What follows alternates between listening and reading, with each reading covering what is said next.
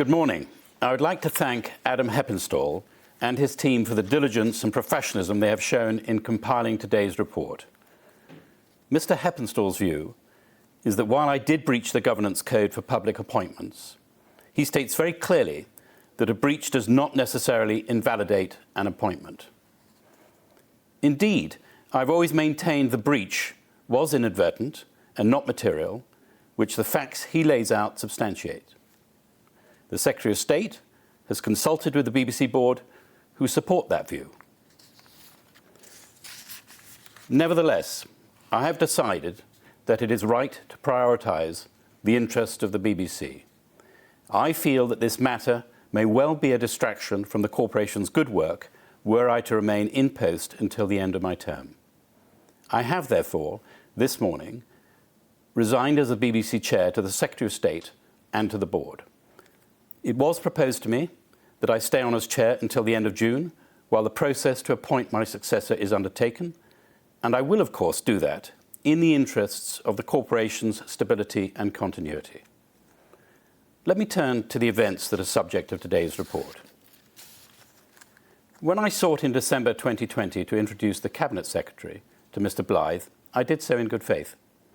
I did so with the best of intentions, and I did so with the sole purpose of ensuring that all relevant rules were being followed.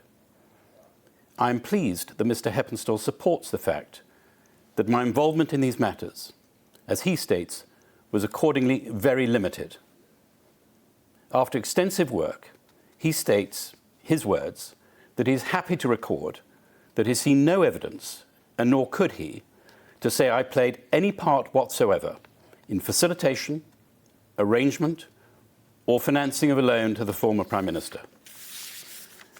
Now, during my conversation with the Cabinet Secretary on December the 4th, 2020, I reminded him of the fact that I was in the BBC appointment process.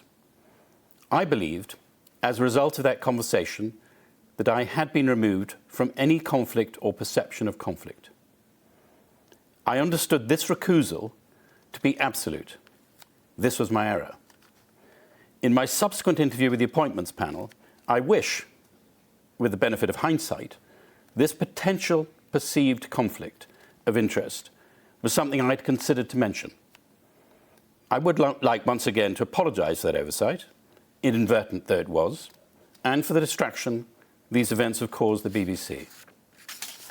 For more than 20 years, I've devoted time and energy to public service, whether at the Institute of Cancer Research, at the Royal Academy of Arts, on the Financial Policy Committee of the Bank of England, or as an economic advisor to the Treasury working up to protect British business, including the creative industries, during the pandemic. And for more than 2 years now, I've seen the beating heart of the BBC up close. And for all its complexities, successes, and occasional failings, the BBC is an incredible, dynamic, and world-beating creative force, unmatched anywhere. As chair, I have acted at all times in the public interest and for the betterment of the BBC. I'm proud to have fought for the recent return of government funding for the World Service. I've been active in commissioning independent thematic reviews of BBC coverage on touchstone issues, and I've championed the importance of the BBC as a well-funded and impartial public service broadcaster. To chair this incredible organisation has been an honour. The BBC's contribution to our national life is immense. Its people are hardworking and absolutely brilliant, and preserving and enhancing it really matters. Thank you.